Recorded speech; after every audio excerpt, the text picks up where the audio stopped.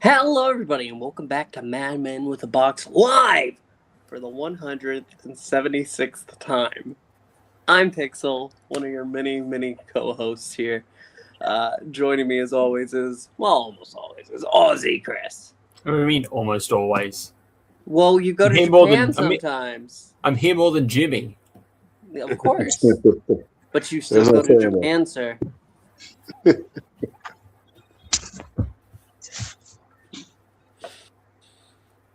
I'm sorry. Wow. Someone woke up on the wrong side of the bed today. No, I'm teasing. Below is Joe of the Corallo. Hello, it's true. And then you can see it's Gevain from Animated Concepts. Hey, trying to stay off the island. That's all. Just trying to stay out. What? Okay. Anyway. Hey, if you use email, you never know. I think I do know. What? Okay. We're here today to talk about the episode that got us hooked. Hooked into Doctor Who. Thank God you specified Doctor Who, because I thought you were just going to end it on just like the episode that got us hooked, and it's like, on what? On what, Pixel? On what? Columbo. Well, I've never watched Columbo, so I'm screwed. You're doing yourself a disservice, sir. You should watch Columbo. Yeah, just let me see where I can watch it. Probably somewhere. Before that, we have a piece of news. Ooh. It seems probably the most exciting Doctor Who release of this year. Is it this year? We'll find out. Is a 4K release of the Doctor Who TV movie. That's crazy. Wow. So I've seen this going around on Twitter. Sorry, X. It hasn't been officially announced yet. Like, I haven't seen the actual Doctor Who page or anyone actually announce this, but apparently someone found this listing on Amazon for this, considering this year would be the 30th anniversary of the film. So I feel like that'd be fitting. So apparently, this hopefully, fingers crossed, this is legit. This is real. So if this is real, yep, it's a 4K UHD edition. It comes with both the uncensored UK version and the US broadcast version. The soundtrack, Sylvester McCoy and Janet Fielding featurette, 3 new featurettes with Daphne Ashbrook, Eric Roberts, and Yi So, 2 audio commentaries, isolated music score, production info text, the 7-year Hitch making of documentary, Paul McGann's original audition tape, alternate takes, electronic press kit, and behind-the-scenes footage, TARDIS tour, BBC trails, and more. This means that for the first time, we'll get to watch the uncensored UK version, which features the one F-bomb. Guess what it is? You'll never guess.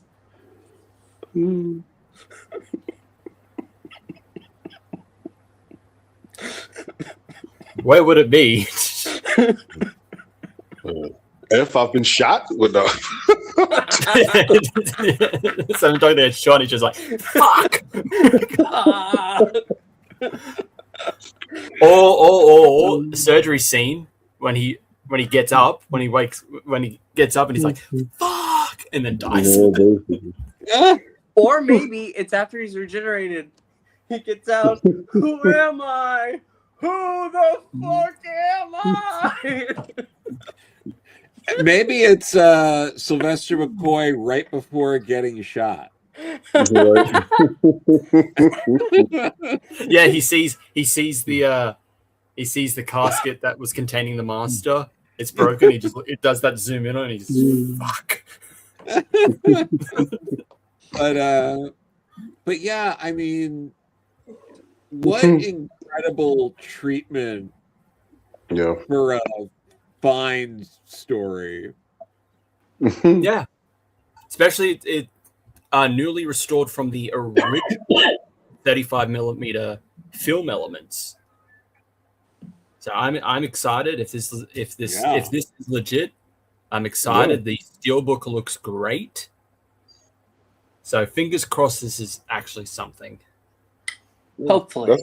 That's a pleasant surprise. What else are they going to do? You know, Benjamin Cook has no other classic episodes to turn into color, so That's not true. sorry, key episodes. What key episodes would they do in color? Well, it'd be nice if they do a deluxe with the documentary review, the Dr. Web. That'd be good. Wait a minute. Are you saying that they shouldn't make a deluxe version of the Gunfighters? How about making Planet of the Giants actually good? There we go. There's a task. Well, there's a task. Who knows? I mean, maybe later this year we'll find out about a missing episode or two. Like, it does seem like they're close to announcing something, that they found a couple of missing episodes. There's got to be. They've got to announce something. Like what else is there left to like reconstruct? There's still a fair few. Yeah.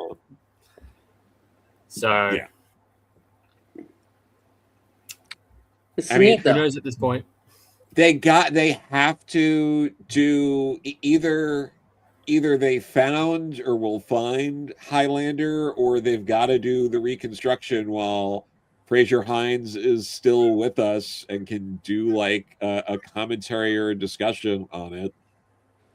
Yeah. Like, I mean, that would be like, if they could do, even if they don't find it, and just do a reconstruction and show Fraser Hines and then just have him talk about his reaction to watching it, that would be great.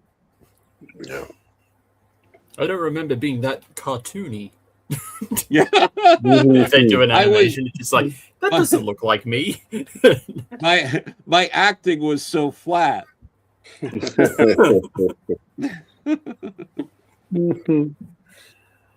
no, interesting enough, I think Gallifrey 1 was a week or two ago, and I think a week. And Yuji So was there, and he did mention with the Doctor Who film, like, they still don't know what's going on with the rights. The rights are just up in the air. Because the thing is, with the whole Disney technically has it because they bought Fox. who had it Fox. Yeah, Fox. So Disney has it, but they don't know like what's going on. Like, it'll make you ask, do I have the rights?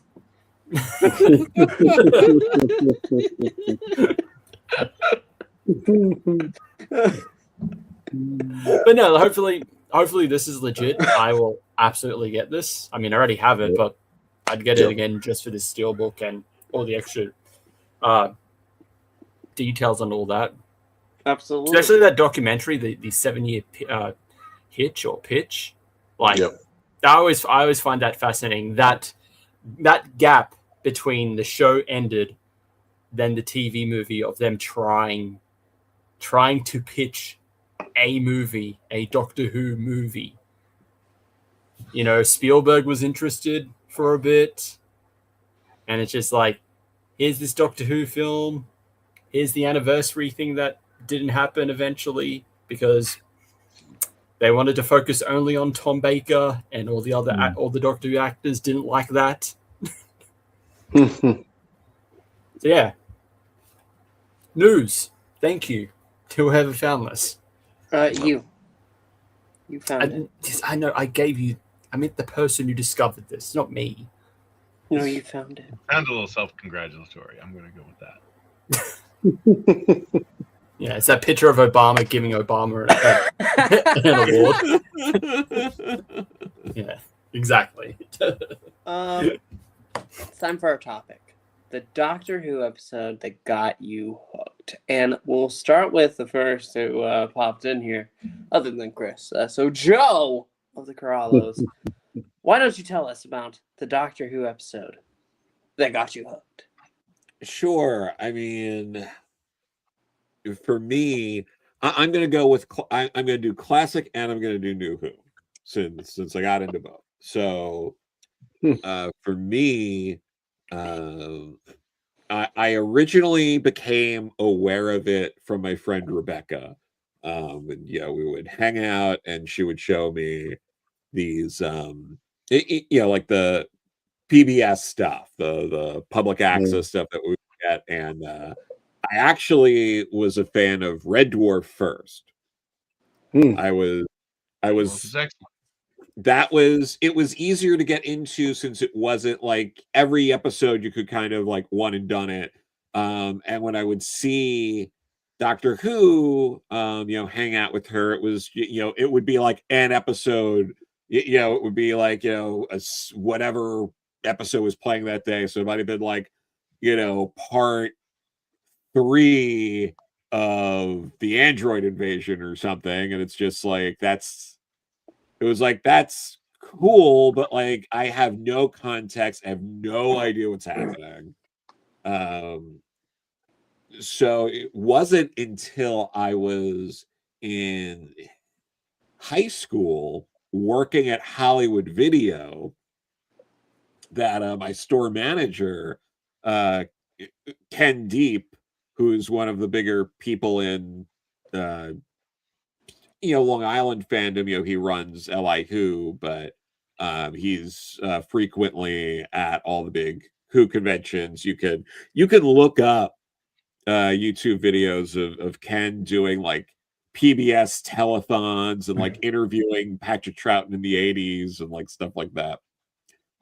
And he got me too because we had Pyramids of Mars at Hollywood Video. So that was the first one I watched, and that really got me into the show. It was basically getting to watch that and Robots of Death sort of like back to back. Those were like two of the earliest ones I had watched. Really got me into the show, and from there he actually ripped a bunch of VHSs for me and of like all sorts of stuff. And then the first DVD I got, because it just came out when I was looking into getting the DVDs of the show, was the Dalek Invasion of Earth, which is easily one of the best Hartnell stories. So that is what gave me a like broader appreciation of the show, because it was really around like the Baker stuff. But then seeing something like Hartnell, and in particular that story, which felt a lot more Twilight Zone-y, that really got me like, oh, I like, Doctor Who. Like, it's not just this Tom Baker guy. And similar thing. It's like, and it really gave me an appreciation of the breadth of the show. And then I know I mentioned before, I was like, sailing the high seas to get to the, Eccleston stuff as it was coming out. And so for New Who, for me, what got me hooked was Dalek. I think everything was like End of the World, all that was really good, but like it's like, okay, sure, but are there going to be more good episodes, and then because World War III aliens, like that was something where I was like, oh, I don't know, farting aliens, I don't know if I'm gonna, it's getting rough, you guys. But then we got to Dalek, and I was like, okay, I think enough good is happening, and that really sold me on New Who. So that is my entry. Okay. Gevain of Animated Concepts. Yeah, so for me, I came into it basically in the modern Who era. I was aware of the classic, but just wasn't something that was on my radar.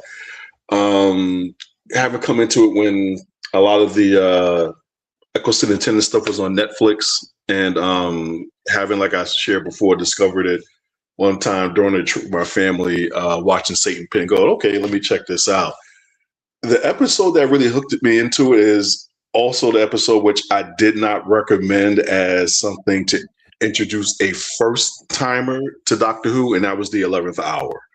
There's just when I saw that episode, I was like, oh, I get this now. I get this now, and it's particularly the scene. It's one of my favorite scenes. I watch the YouTube clip all the time. It's when he says to the big eyeball, "Is this world protected?" And it goes through all the clips of all these Doctor Who enemies that at that point I just was not familiar with, because I hadn't watched everything from either the classic, a lot of stuff from the classic and the modern. And then it was just basically just the countdown of the Doctors up until the point where Tennant, who I was familiar with, and then Matt Smith walks through that face as the new Doctor. And he's like, hello, I'm the Doctor. And it's like, run. And it's like everything in that scene, even though I wasn't really familiar with the Doctor yet, I was like, oh, goddamn, yeah, okay. I'm ready to do this. I'm ready to do this.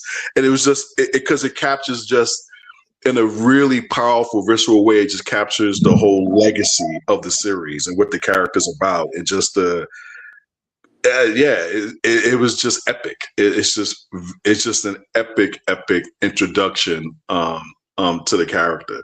And then it is really, that's why even though I wouldn't say 11 or Matt Smith is my favorite Doctor, he is the Doctor that I don't know how to say what I just really enjoyed the most, because once you go in the ponds as well as companions, I just enjoyed their story, because it's just everything about it is just like edge and edge in a good way, not edgelord crap, but like edge in a good way, where it's like you really get a sense of this is a character who has been around a long time, who has seen a lot of things, is in a way just has just this quiet power. And as you see that power and his use of it get tested, particularly with River Song essentially warning him throughout the episode, which it basically gets me to my second episode, which is further down the line, but I think really cemented me in terms of being hooked on the Doctor, which is A Good Man Goes to War. And it's like at that point, I was just brought into the concept of a Time Lord, the good a Time Lord can do, but also at the same time how dangerous he can be, which I think is really well played out or is well explored throughout the modern era. So for me, even though I don't believe it's a good episode to introduce somebody as a first timer too, because I think the beginning of it's a little bit manic, but it was like, in terms of if you really want to get a sense of like Doctor Who and just the breadth of it, yeah, it's the 11th hour for me. Okay. Landry, the Q Walkers. Well, I mean, as I've discussed several times on this podcast, my first exposure was Seeds of Doom back when I was about 12 years old. Just randomly channel flipping and came across the first episode, the very beginning of the first episode of Seeds of Doom. Watched those first two episodes. Was absolutely into it, but I wouldn't say I was a fan yet. I was just really, really into. I didn't know what it was. And that serial is interesting because it gives you no context clues, no explanation for what the Doctor is. There's no time travel. There's no space travel. There's no TARDIS scenes. They're just, I think they arrive by helicopter to the Arctic base for some reason. It's just it's really the story of kind of like a Thing story. And I was just really into. There was this scientist working with this military group about this plant guy. I was really in. But that's not what made me the fan. That's got me extremely interested. The next serial I saw is what cemented it for me. And I went from that to A Deadly Assassin, which, one, it has an opening crawl, which is just epic. giving this backstory about the Time Lords and about 13 regenerations. I mean, what the hell is a regeneration? The Master is at the end of his lives, and this whole concept, the whole high concept of the Time Lords I was into that. I was very into this race of god beings that can reincarnate 13 times and then, or whatever, 13 lives, and then they die. That there is one of them that's rogue and, basically travels around saving people, and there's another that is his Moriarty type antithesis. It wasn't that I thought the Deadly Assassin was so good. It's just the conceptual stuff in it really connected with me. I always thought it was a little bit of a weird episode with that whole episode in the Matrix with the train or underwater stuff, and the Master using a puppet as his, not literally a puppet, but puppeting the one character to be his proxy villain. It's all a little clumsy, and I thought it was clumsy even at the time, but the high concept work absolutely sold me. And so I got really into the lore of Doctor Who. From there, next thing you know, I'm at the library. I'm checking out books on Doctor Who. I found a book that covered like the first, second, and third Doctor, episode guides, like behind the scenes stuff. I'm reading everything. Then I'm going to local conventions, creation conventions. I met Terry Nation, and a couple other people. I'm getting all the Target novelizations. I've got a small collection of those. And then the Fifth Doctor the Fourth Doctor regenerates into the Fifth Doctor.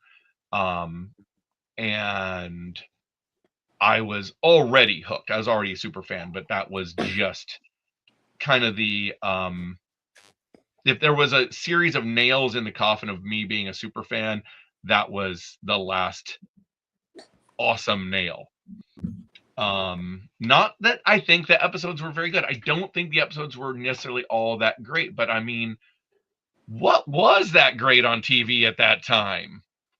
I mean, I think other than Gevain is the only one who's really close to my age here. We're very close in age here, I think. So, I mean, I'm watching Columbo. this. What's that? It was Columbo. That was the only thing. Yeah, okay. And I actually hadn't seen. I agree with you, but at the time I had never seen Columbo. So, going back to that era, man, what did we have?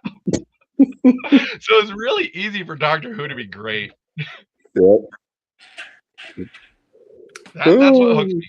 It was a Deadly Assassin because of the high concept stuff. It made me want to know more, and that led me down a rabbit hole. And luckily, there's such a great amount of licensed material out there for somebody to trip and fall down that well, and there still is, which I love. So yeah, I'm gonna say Deadly Assassin is the one for me. Okay. Well, you all, I think if we counted throughout the years how many times I've told the story, it would be more times than I can count. We all know I started trying to watch Rose. And you loved it. No. Rose super fan. End of story. We can move on now, Chris. End of story. That's it. Thanks for sharing, Pixel. That's all we have for you today. No. After that, I had a friend that lived across the street, and their parents were into Doctor Who a lot. And I said, "Oh yeah, well I tried, but it just wasn't for me." And the dad looked at me and was like, "No," and stood up, went over to. They had a huge wall of DVDs, grabbed seasons 3 and 4 and handed them to me. And he was like, "You will return these once you're done. I want them back, so get done with them." So I went home and put the first one in and was watching it with my mom and my younger brother. And it started with The Runaway Bride. And I enjoyed that episode a lot more. Of course, then that character goes away. Donna's gone. And it's like, oh, okay, well, who's next? Martha comes in. Smith and Jones is good. After that, Shakespeare Code, which isn't the best, but young Declan really liked Shakespeare Code. Liked the witches and everything there. The witches are pretty great. And then comes Gridlock. At this point, we get in that episode where the Doctor at the end talks about it. Well, he's the last of a race called the Time Lords, and he's telling Martha pretty much everything, and we don't get all of the information, but we get enough that it picks up in the mind. And it's a really emotional moment. It's after the giant face in a tube dies. And then following that is Daleks in Manhattan. And as ridiculous as it sounds, I believe that this is what gets me. Because at this point, we already have the time traveling because we've already went back to Shakespeare. Then we go to the far future. Then we go back in time again, somewhere a little closer to home, though. And I've heard of the Daleks because that's like one of the few things of Doctor Who, like even people who know nothing, they have heard of the Daleks. And seeing this the cult of Skaro go ahead, and they each have names, and I didn't realize that most Daleks don't have names at that point. But seeing them as they're going ahead and experimenting on humans, and they create this monstrous hybrid at the end, I was enthralled. I think that's it. I think that's the episode. Not Daleks in Manhattan. It's the end of the two-part evolution of the Daleks.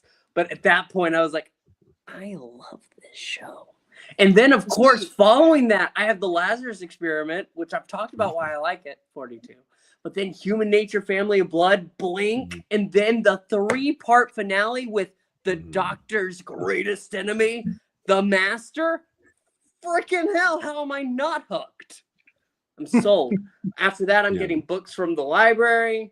I'm continuing on to season 4. I finish it, send those back. I watch on BBC America any episodes that I can. And of course, as we are approaching season 7, they run a marathon. I watch it all and I get caught up. And then after that, I believe was it before the 12th Doctor that they did the Twitch live streams for the first time? And that's where I got into Classic Who, because at that point I was already, my soul was sold off. I belong to the British government now. Are you still in touch with those people still next door at all? That friend, any of that still? No. Too bad, because they moved. I would be curious to find out. That guy found out you were on like 150 whatever episodes of a Doctor Who podcast now, and still had those copies of those Doctor Who DVDs. You never returned them. How I did did return them. I did return them. Monster Pixel. I did return them. I did return them. They moved away. But yeah, no, that's the story. Yeah. Is BBC America still a thing? BBC America isn't a thing Word of anymore. it. No, it's not, right? Yeah, I remember. Yeah, I remember watching it everything after the 13th Doctor. Yeah, I love watching. The 13th BBC Doctor America. seasons were so bad they killed BBC America. No. But didn't it get changed to Sci-Fi, or was Sci-Fi a separate thing? Sci-Fi's No, Sci-Fi was separate. Okay. At this point, they're pretty much the same. No, one still exists. Basically. That's true. With an improper spelling of sci-fi, but sure. Yes. Yeah, I think you literally only watched BBC America for Doctor Who. I can't imagine. Maybe that vampire ghost werewolf show. Maybe that was about the only other thing I watched on it. But yeah, it was pretty much Doctor Who. Yeah. Wait, what show are you talking about? It was some show with there was a black woman who was a ghost, and it is one of the guy who was who messed around with Jack Harkness. Tenet pairs him up when he's regenerating. Being Human. Being Human, yes. Because there's the UK version. Yeah, there's a UK and an American version, but I would watch that. They would air that after Doctor Who on the BBC America. Yeah, it was only two things I would watch. Yeah. Russell Tovey's in it. Yeah. Mm-hmm. Yep. Yeah.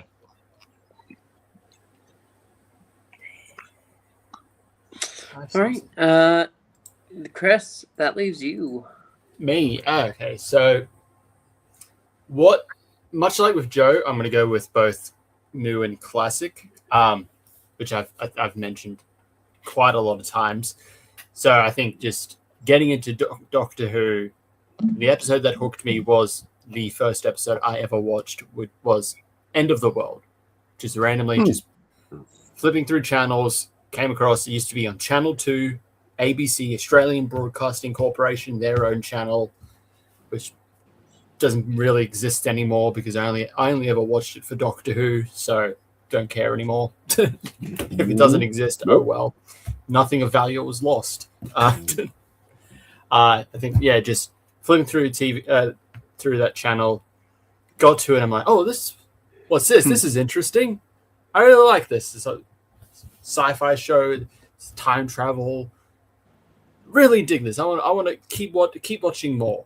So yeah, like for me, it's the first episode that I ever watched is what got me into Doctor Who, and then for Classic Who, finding out. Now I've told it before, just finding out, just like, why is Doctor Who on a different time on a different day? This is bizarre. Are they giving me more episodes? Is this just like reruns? Put it on. I can't remember which episode of it was, but it was Warriors Gate. I don't remember it that well. All I remember was just seeing just Tom Baker in a cave, I think, and that was it. Of Warriors Gate. It's like, oh, and then that's how I found out about Classic Who. But I remember not watching the rest of Warriors Gate because I think I just kind of just forgot. And then I think I caught on I think I definitely watched the last episode of Legopolis. So I skipped a whole bunch of episodes. I went from maybe middle penultimate episode of Warriors Gate to end of Tom Baker's run as the Doctor with Legopolis. But then what hooked me into Classic Who was Castrovalva. Watching that, Peter Davison. I feel like it would have been because obviously for his time, youngish Doctor, had an Australian companion. This probably would have been the time that I was really into cricket. Well, I was just really into sports in general. So having a Doctor in a kind of cricket-esque outfit just intrigued me. So I was like, oh, okay, I'm gonna watch this guy. I'm gonna find out about this story. He's very interesting. So yeah, overall, those are the episodes. Yeah, for New Who was absolutely the first episode I watched. With Classic Who, it was technically 3 episodes later. Technically the third episode I watched. On the subject of the cricket part of it, I would go as far as I was the 5th Doctor for Halloween without knowing that was a cricket outfit. Because how would I know that was a cricket outfit here? What the fuck is cricket? No one knows what cricket is. I vaguely knew what it was because that's definitely not. That is of its time. That outfit in general for cricket. Because in Australia they don't really wear that. Not even close. As even if it's a formal cricket outfit for honorary events and all that, they wouldn't wear that. I mean, that's definitely something of its time. And it was at that time that I wore it as a costume without knowing what it was, because it was 1982 or 3 or whatever, and I just didn't know. I had no context. And there was not there was an internet I could look it up on. Oh, what is the Doctor wearing? No, it was just his clothes. Yep. Yeah, I could pretend. Ooh, I'm playing Zork. That's all I could do. I'm playing I'm playing a text-based game. I did love the text-based games. Those were great. You enter a forest. I North. walk left. You cannot walk left. Miles. I walk right. You cannot walk right. I turn off my computer. Hours and hours and weeks and months of my life spent on those. I also like to give an honorable mention to those for the end of anniversaries. Those Doctor Who, I think it was Doctor Who Revisited or Doctor Who Confidential episodes. Those were great introductions for me to a lot of the classic Doctor Who stuff. Like, I think that's when I first discovered Tomb of the Cybermen. I think that's the one they had picked for the second Doctor. But those were really, really good episodes. Like if you were new to Who, and especially the more classic stuff, they picked ones that were palatable. So yeah, that was during the 50th anniversary. The Doctors Revisited. So yeah, obviously great series. Yeah. And Tomb was a lost one when I was introduced to it. It was still lost when I became a fan, and I checked out during my teenage years, got into punk music, got into all that stuff, comic books, doing that. It didn't come back until like 2007 or 8. And that's when I found out, they found Tomb of the Cybermen sometime in the late 80s. I didn't even know. Great one, though. Yeah. Great episode. Looking at this, the Doctors Revisited, it's like there's some, I wouldn't say odd choices, but like there's some interesting choices for certain like doctors. Like for Hartnell, it's the Aztecs. Yep, that's when I got introduced to the Aztecs. Yep. For the 50th anniversary, I feel like 50th anniversary they would have gone with either Unearthly Child or the Daleks. Well, if you watched those though, when they talk about the Doctor, they're trying to capture some of the, like, I love the Daleks. I think that's pretty obvious. But there's something special in the Aztecs, which feels like the most what they were going for with the educational aspect. Yep, exactly. If you're going for a 4-parter in the Hartnell era and you want to do a good one, it's going to be Aztecs or Time Meddler, probably. Like, yeah, and especially with what the show was originally like designed for, it to be educational. Yeah, there's a great one. What is the one with those guys in the rubber black suits with the little symbols on their heads? The Hartnell one. We reviewed it years ago. Did we? Yeah, I don't think we have. I mean, this was like 4 years ago. The Keys of Marinus? Yeah, we reviewed that like 4 years ago or something. And I watched it because we reviewed it and ended up loving that episode. It's so funny because doing the Doctor Who Revisited, the Tomb of the Cybermen was the choice for that. And I remember not caring for it all that much the first time I watched it. Which I know is sacrilege, but... Sacrilege. I don't know. It's just... I liked the Aztecs okay. I remember liking that.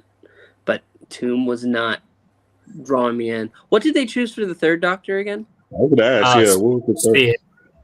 First episode. Spearhead. Yeah, that's good. That's a good one. Yeah. I feel like with 50th anniversary, it would have been fitting to have 3 Doctors instead, but... Spearhead, 3 Doctors, or Time Warrior, I think would have all been good choices. Yeah. And the 4th Doctor, it's not Robot, right? No, it's Pyramids of Mars. Yeah. Yeah. Fifth Doctor's Earthshock. Yeah. 6 is Vengeance on Varos. Vengeance of Varos is probably his best 2-parter, like that. Yeah. But after that, it's like looking at it, because this was also released on the Watch channel in the UK. Seventh Doctor had two different options. Really? On BBC America, it's Remembrance of the Daleks. Yeah. Which I think makes sense. Yep. But in the UK, it was Battlefield. Hmm.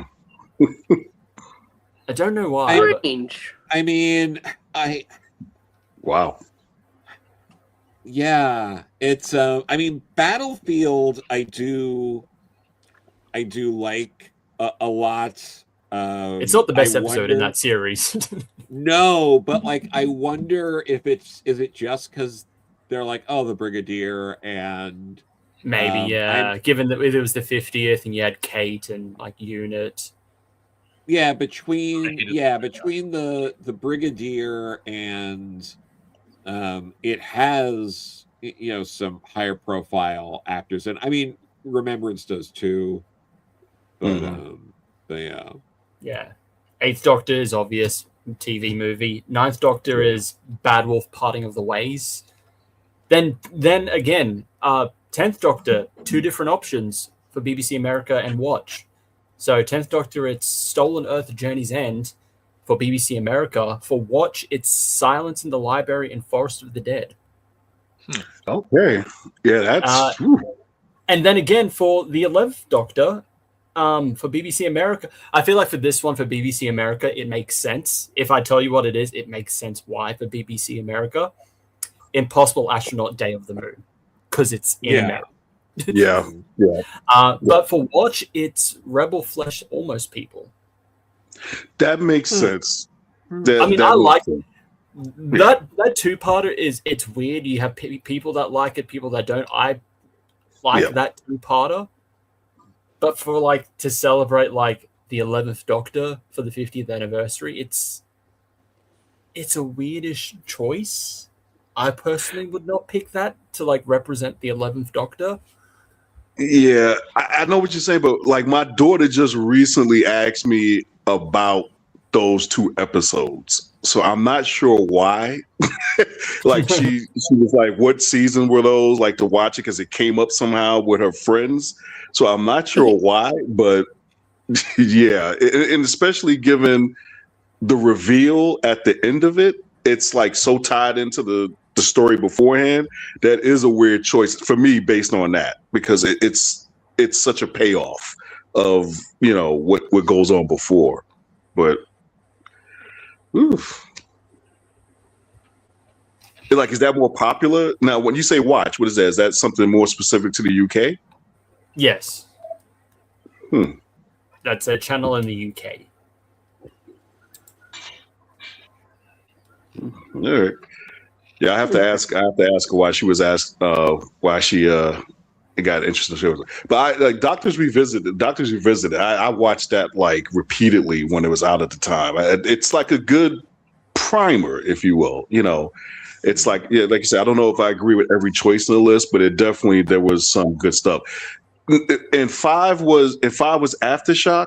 Oh, for some reason I thought that was Caves of Androzani. No, I remember it being Aftershock because I remember being Patrick was dead before I even know why I hated him. Let's celebrate Doctor Who's 50th anniversary with a companion dead. Let's go.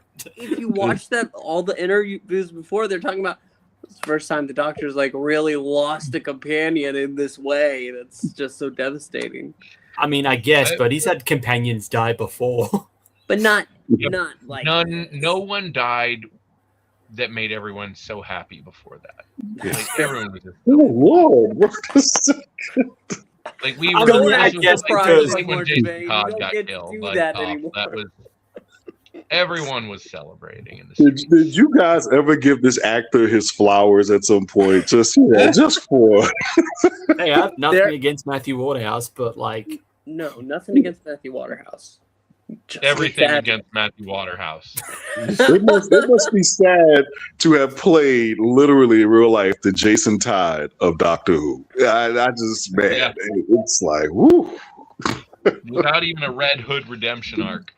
Exactly. He gets nothing. Well, there was a weird Big Finish story where he survived and became king of some scorpion things He just healed from that accident, from that collision with the Earth. Like, I'm all right.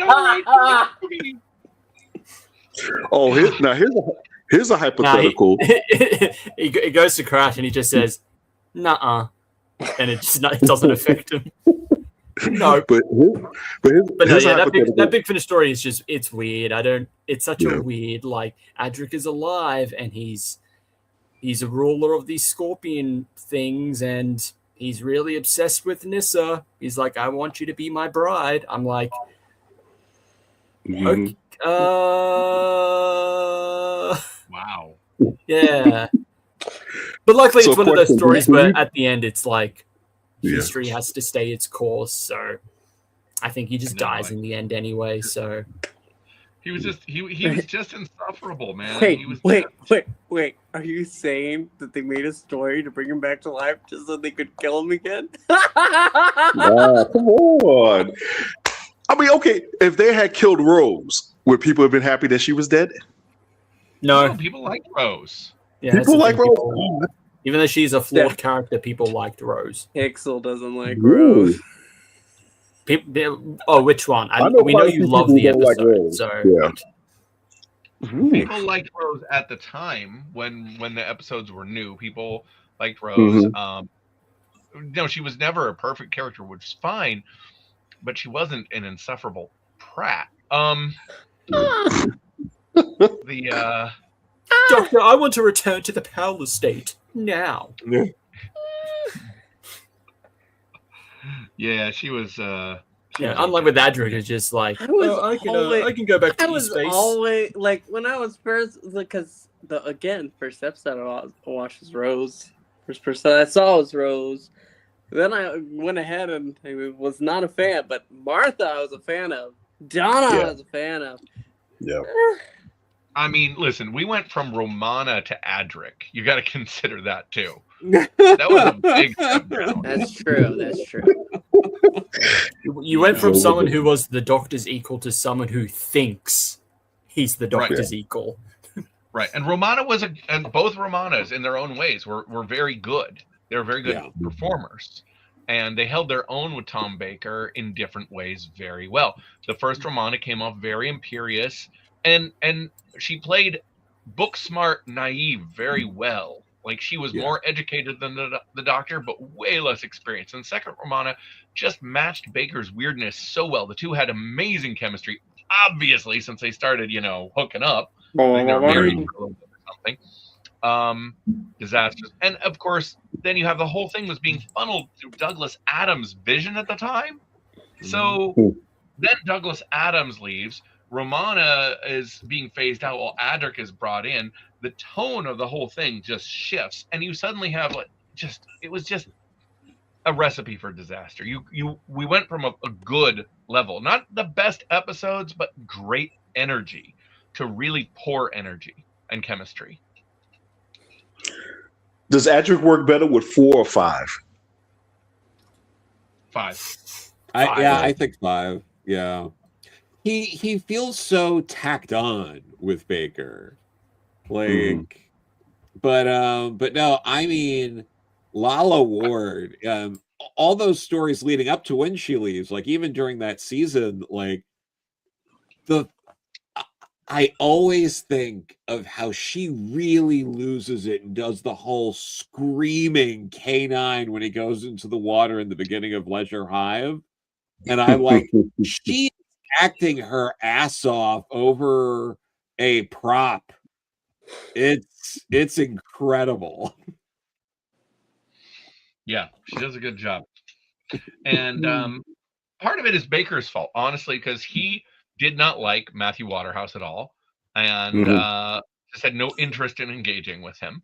And you can see it. He by that time, Baker was so burnt out. Like, he was on year 7 or something at that point. Yeah. Like, and you can feel it. And so he's partially to blame for the reception of Adric, I think, because he didn't.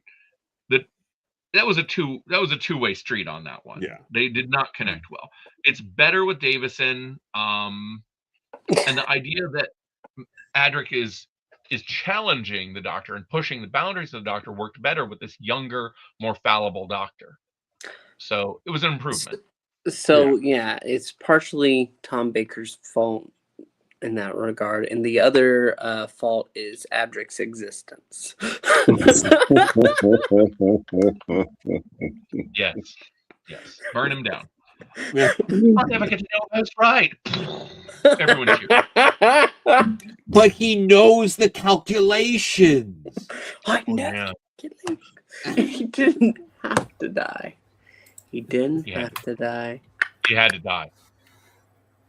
Oh, yes, he did have to die, but he didn't have to die, you know? That just made it sweeter that it was so pointless. Clearly the creators of 24 were Adric fans, because they pretty much ripped off the whole once the character dies and just nothing, silence after the credits. So he lives on. Yeah, it was a good day. God. He's a kid. Oh, He's man. just a child. I know. I already wanted him gone. You don't have to when the only one who me misses anymore. you is Tegan. That's terrible. Where Tegan is the only one who misses you. Gevain, were you dialed into the whole Jason Todd thing at the time when it happened? Oh, bro. It was just like, oh, man. Like, so I'm a huge Robin fan. So Dick Grayson is my guy. Tim Drake is the next one. I think I always say Tim Drake was the most successful Robin because in a lot of ways he wanted to be Robin. But it was like that thing with Jason Todd. It was like, the first mistake, of course, was they literally tried to make him a carbon copy of Dick Grayson, which I think that's what the hatred for Todd was born. But then when I think I want to say it felt like it was Starlin. Starlin definitely had a role in it, but whoever the guy was that was writing it, because they did like a soft reboot of it. Batman Adventures when they changed the character, where they just flipped it all the way to the other end of the spectrum, kind of in an Ardric way, where they just made him like this snot-nosed street punk kind of a thing, and it just didn't work. I've got a lot of those issues, like when the guy slips off the building. Yes, that's Starlin. So Starlin just takes it. He takes it someplace else, and it's almost like he's trying to get him killed. But the thing is like they were saying that when they did the whole voting on the phone at the time, that it wasn't as decisive as people think it was. That the vote was actually pretty close. And it was funny. I think it was Denny O'Neil who said it, because I think at the end of the day, like to comic book people, it was like, oh, Jason Todd. But to everybody else, when they found out, it was like, you killed Robin? What the hell are you doing? It's like for a lot of them, it was like you were killing Dick Grayson, but it was just Robin. You don't kill Robin. And it was just something where but I've always felt like comic book fans, and I think maybe genre fans in general, really hate kid heroes, if that makes sense. It seems like they really despise like the sidekick character. The kid sidekick characters. That's why when you look at stuff now, like I would even point to like the CW, like all the WB shows, where all the sidekicks are decidedly adult. Like what is it? Diggle or whatever his name, from Arrow. It's like in any other context that would be insulting, but you realize if that guy was in any way a kid, he wouldn't make it, because the other guy they bring along is Speedy. Gets that same kind of like Toddish feel off of him. A quick segue to Diggle. That dude just needed his own show, and I wanted him to become Green Lantern, but whatever. Yep. I was similarly a huge Dick Grayson fan, going all the way back to. There's a photo of me at age 5 with Burt Ward, and he's in full costume. I love kid sidekicks, because me kid sidekicks make sense, because the thing is just like if they're that good young, they're gonna get that much better later. And the only one who successfully made that transition from a kid sidekick to a beloved adult hero was Wally West as the Flash. The only one to do it. Yep, the only one. We should talk more about that at some point. Circling it back to Adric, he did suffer from the kid sidekick thing. He coded a little too young, a little too naive, a little too eager, and a little too know-it-all, which can work Yes. like you see it with, say, Ahsoka, but she grows from there. She's meant to be obnoxious when she's first introduced. If they had brought Adric in, making him obnoxious, and I know this wasn't the topic, but why not? They could have saved Adric. They could have. Yeah. So I'm just going to leave it there. Yep. That's a good comparison. I agree. Yeah. What is it then? There are no bad characters, just bad writers. No bad ideas, just bad execution. I do believe that. Yep. That, my friends, though, is our show. You've heard our stories, and you've heard us talk about gleefully about the death of a child. Now, we will be back next week to talk about more Doctor Who. Hopefully less child death. Bye! How long to say?